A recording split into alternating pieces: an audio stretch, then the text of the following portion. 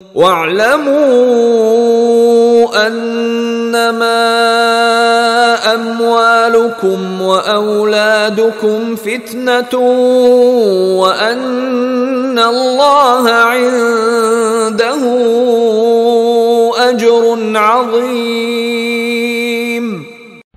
وَاعْلَمُوا أَنَّمَا أَمْوَالُكُمْ وَأَوْلَادُكُمْ فِتْنَةٌ، اور جان لو تمہاری اولاد اور تمہارے اموال تمہارے لیے فتنہ ہے، یہی روکتے ہیں۔ یہی دو بیڑیاں ہیں جو پاؤں میں پڑی رہتی ہیں، مال اور اولاد۔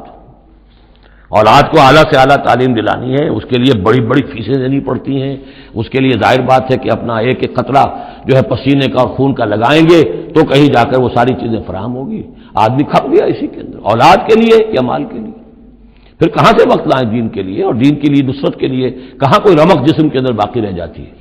جان لو کہ تمہارے اموال اور تمہاری اولاد تمہارے لیے فتنہ ہے۔ فتنہ کہتے ہیں جس پر کسی کو پرکھا جائے، کسوٹی جس کے اوپر پرکھا جا رہا ہو۔ وَأَنَّ اللَّهَ عِندَهُ أَجْرٌ عَظِيمٌ، اور یقیناً اللہ ہی کے پاس ہے بڑا اجر۔